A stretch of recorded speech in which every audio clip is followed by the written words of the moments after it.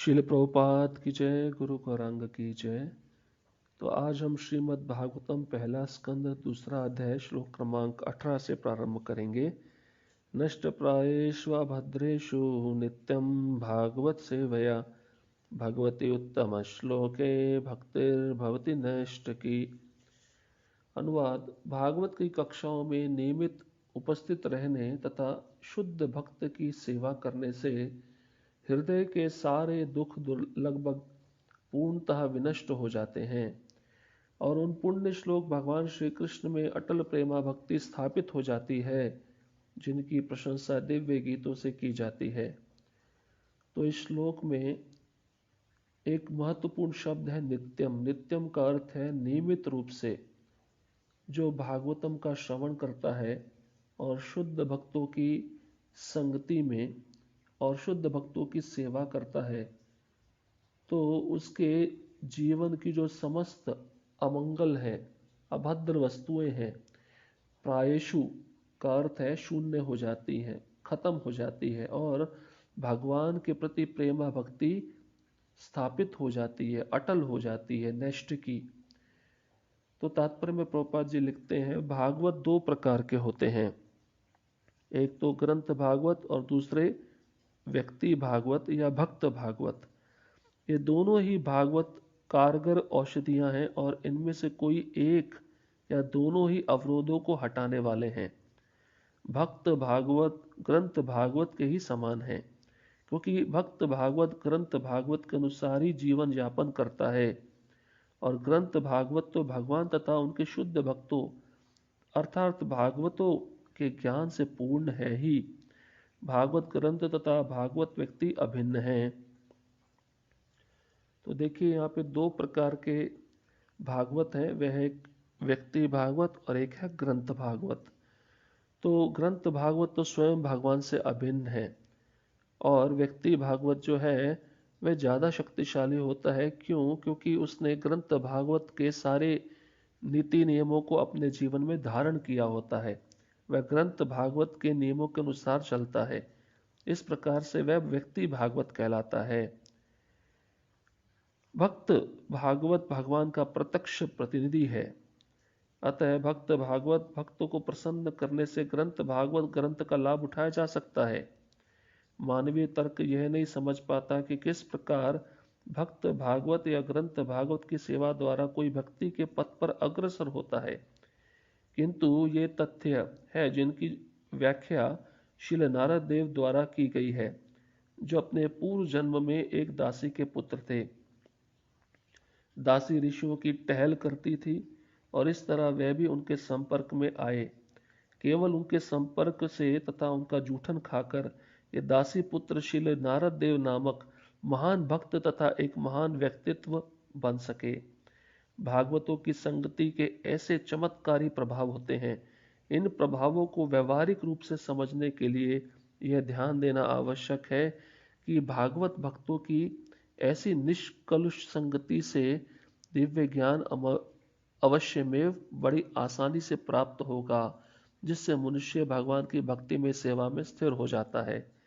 तो देखिए प्रभुपाद जी तात्पर्य में स्पष्ट रूप से बता रहे हैं नारद मुनि का पूर्व जीवन चरित्र। किस प्रकार से नारद मुनि चातुर्मास्य के समय उन भागवत भक्तों के संग में आए और उनसे कथा श्रवण की और उनका उच्चिष्ट ग्रहण किया और इस प्रकार से उनका संग प्राप्त करके वह भक्ति की निष्ठा के स्तर पे पहुंच गए, भक्ति में स्थिर हो गए। तो ये बहुत बड़ा सुअवसर हमको प्राप्त होता है कि जब व्यक्ति भगवान के भक्तों की संगति करता है, उनसे कथा का श्रवण करता है और उनकी सेवा करता है, तो उसकी सारे दुख सारे अनर्थ नष्ट हो जाते हैं और वह भक्ति में स्थित हो जाता है। तो ऐसे बहुत सारे लक्षण हैं, बहुत सारे उदाहरण हैं कि जिस प्रकार से मृगारी ने भी नारद मुनि का संग किया, वह शुद्ध हो गए। उन्होंने जो पशुओं को अधमरा करके छोड़ देते थे, तो जब वह भक्त बन गए तो उन्होंने चींटियों को भी मारना छोड़ दिया। और आप प्रहलाद महाराज का भी उदाहरण देख सकते हैं। प्रहलाद महाराज नारद मुनि की संगति से महाभागवत बन गए। ध्रुव महाराज जब नारद मुनि का संग किए तो उनको भगवान का दर्शन प्राप्त हो गया। राजा प्राचीन बर्षद जो कर्मकांडी राजा था, पशुओं की बलि चढ़ाता था, तो वह भी नारद मुनि के संग से शुद्ध भक्त बन गया। इस प्रकार से आप देख सकते हैं अनेकों उदाहरण हैं।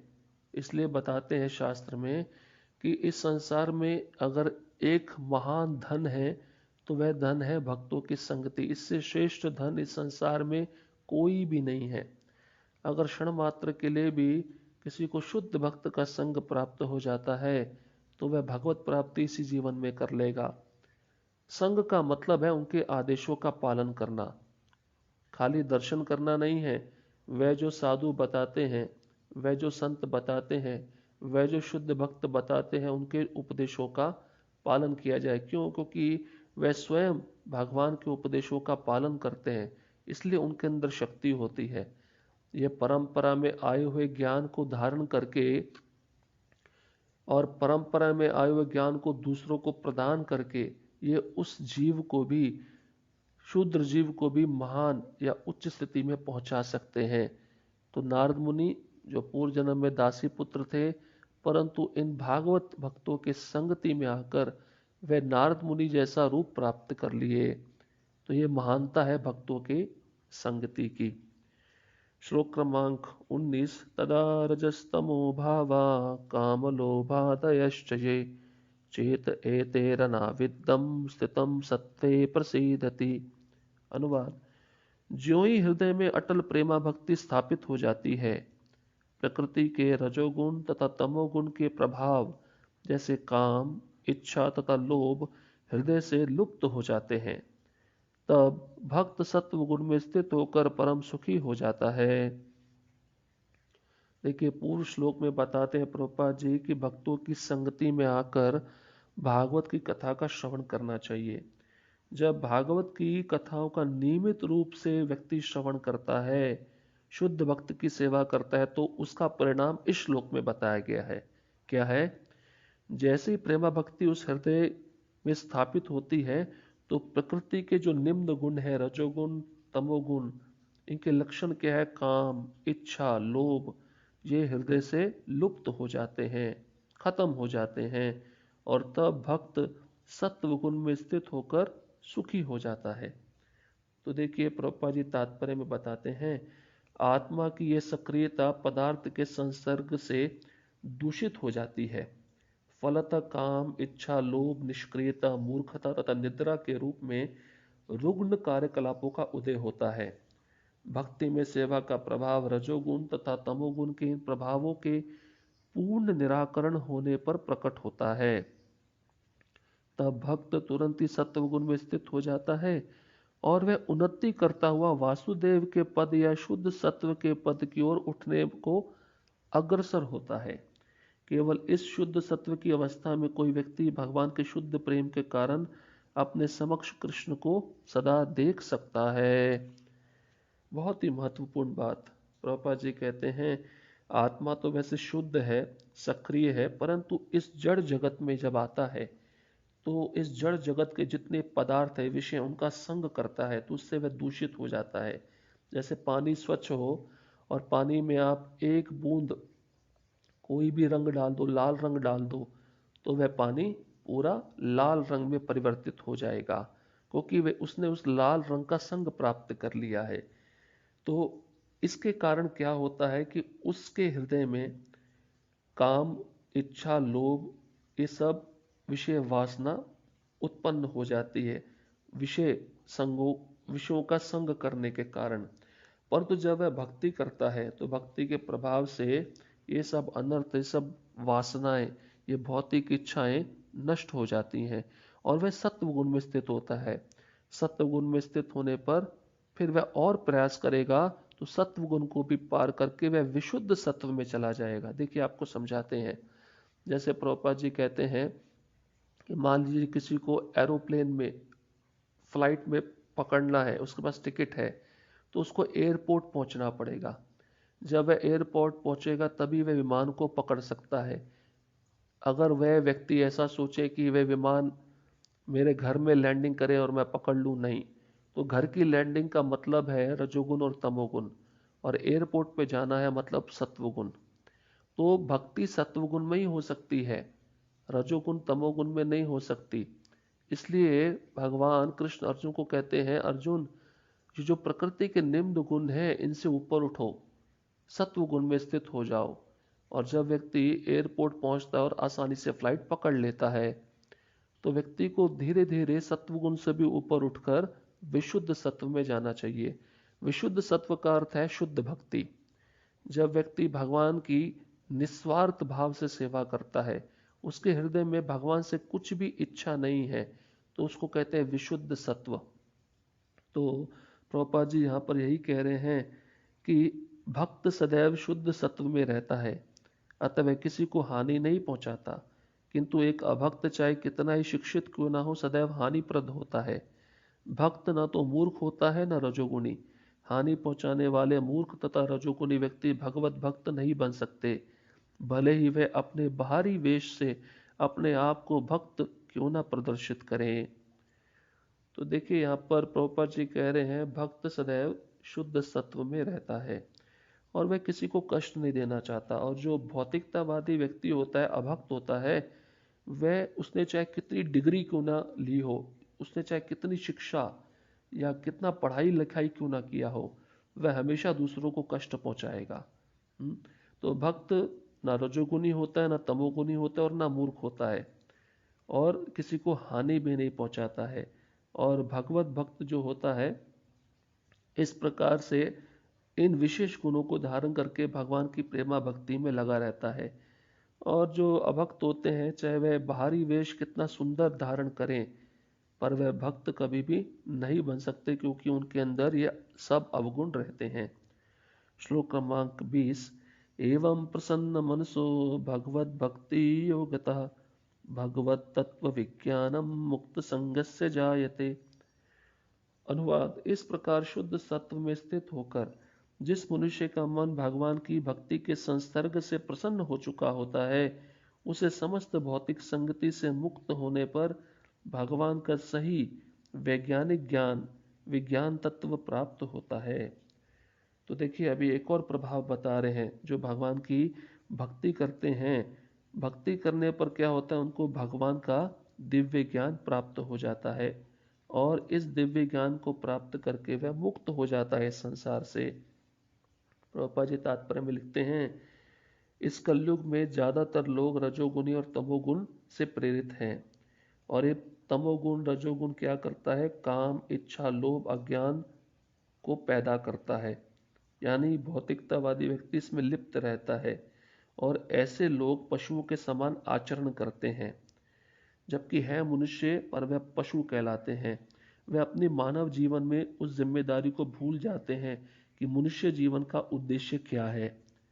और बताया गया है, प्रभुपाद जी कहते हैं, उन हजारों हजारों लोगों में से कोई एक विरला व्यक्ति होता है जो भगवान श्री कृष्ण का वैज्ञानिक ढंग से ज्ञान प्राप्त करके उनको जान लेता है।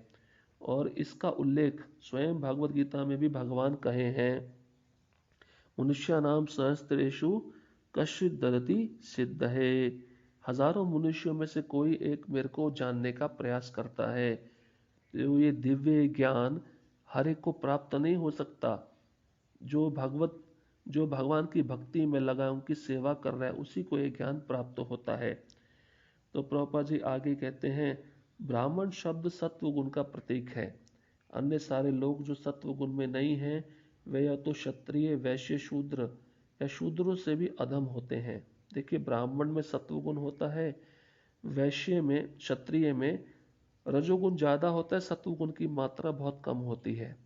और वैश्य में रजोगुण ज्यादा होता है और तमोगुण की मात्रा बहुत कम होती है, और शूद्र में तो पूरा तमोगुण रहता है। तो प्रभुपाद जी कहते हैं, कम से कम मनुष्य में ब्राह्मण गुण तो होने चाहिए, सत्व गुण तक तो वह आना चाहिए। जब वह सत्व गुण में आ जाता है, तब वह अपने कर्म के कारण पहले से ब्राह्मण रहता है। किंतु जब उसकी चरम परिणति ब्राह्मण बनने की नहीं है और वह उससे भी ऊपर उठना चाहता है, तो वह वैष्णव बन जाता है। इसका अर्थ है कि ब्राह्मण से श्रेष्ठ पद वैष्णव का होता है, क्योंकि शुद्ध वैष्णव मुक्त आत्मा होता है और वह ब्राह्मण पद से भी ऊपर रहता है। तो इस प्रकार से ब्राह्मण रहने पर उसको ज्ञान प्राप्त होता है, परंतु भक्त जब बनता है तो वह उस ज्ञान को विज्ञान में उतार लेता है, यानी कि उसको अनुभव होने लगता है। श्लोक क्रमांक 21। भिद्यते हृदय ग्रंथिश्छिद्यन्ते सर्व संशया क्षीयन्ते चास्य कर्माणि दृष्ट एवात्मनीश्वरे। इस प्रकार हृदय की गांठ बिध जाती है और सारे संशय छिन्न भिन्न हो जाते हैं। जब मनुष्य आत्मा को स्वामी के रूप में देखता है तो सकाम कर्मों की श्रृंखला समाप्त हो जाती है। तो यहाँ पर पुनः भक्ति का उपकरण करते हुए सूत गोस्वामी शौनकादि ऋषियों को कहते हैं, जब हृदय की गांठ टूट जाती है, नष्ट हो जाती है और उस भक्त के सारे संशय नष्ट हो जाते हैं, तब वह कृष्ण के स्वरूप को देखता है। वह समझ जाता है कि मैं दास हूँ और कृष्ण मेरे स्वामी हैं। तो इस प्रकार से उसके जितने सकाम कर्मों के फल है उसकी श्रृंखलाएं खत्म हो जाती है, वह मुक्त हो जाता है। प्रभुपाद जी तात्पर्य में कहते हैं, जब भक्त भगवान का वैज्ञानिक ज्ञान प्राप्त करता है तो उसी के साथ साथ वह भगवान का दर्शन भी करने लगता है। तो श्री कृष्ण सूर्य के समान है और हम सब जीव अंधकार में रहकर माया में लिप्त हैं। तो जब कोई व्यक्ति सूर्य के द्वारा इस जगत को देख सकता है, उसी प्रकार से हम भगवान के दिव्य ज्ञान के माध्यम से इस संसार के वास्तविक स्थिति को देख सकते हैं। देखिए, इस संसार में भगवान ने सूर्य क्यों दिया? क्योंकि ये सृष्टि अंधकार में रूप रहती है और अगर अंधकार में कोई व्यक्ति है तो वह वास्तविक स्थिति में उस वस्तु को नहीं जान सकता है। इसलिए भगवान ने ये सूर्य हमको प्रदान किया है। तो प्रभुपाद जी यहाँ पे लिखते हैं, श्री कृष्ण सूर्य के समान है और परम सत्य विषयक भौतिकतावादी तर्क वितर्क गहनतम अर्धरात्रि के समान है। जो ही हृदय में कृष्ण रूपी सूर्य उदित होता है, त्यों ही परम सत्य तथा जीवात्मा संबंधी भौतिक कल्पनाओं का अंधकार दूर हो जाता है। सूर्य की उपस्थिति में अंधकार नहीं रह सकता और अज्ञान के अंधकार में छिपा सापेक्ष सत्य परमात्मा रूप में सबके हृदय में वास करने वाले कृष्ण की कृपा से स्पष्ट रूप से प्रकट हो जाता है। तो देखिए, प्रभुपाद जी तुलना कर रहे हैं, कृष्ण सूर्य के समान है और भौतिकतावादी लोग जो तर्क वितर्क करते हैं ये अर्धरात्रि गहनतम अर्धरात्रि के समान है। पर जैसे इन लोगों को सूर्य दिखता है तो इनको संसार दिखने लगता है, उसी प्रकार से अगर ये लोग भगवान की प्रेमा भक्ति में लग जाएंगे तो उनको भी इस दिव्य ज्ञान के बारे में सब सहज सहज रूप में उनको ये ज्ञान प्राप्त हो जाएगा कि मैं कौन हूँ और मेरा और भगवान के साथ क्या संबंध है। तो भगवत गीता में भगवान कहते हैं कि अपने शुद्ध भक्तों पर विशेष अनुग्रह करने के लिए भगवान स्वयं अपने भक्त के हृदय में शुद्ध ज्ञान का प्रकाश उत्पन्न करके सारे संशयों के गहन अंधकार को दूर कर देते हैं।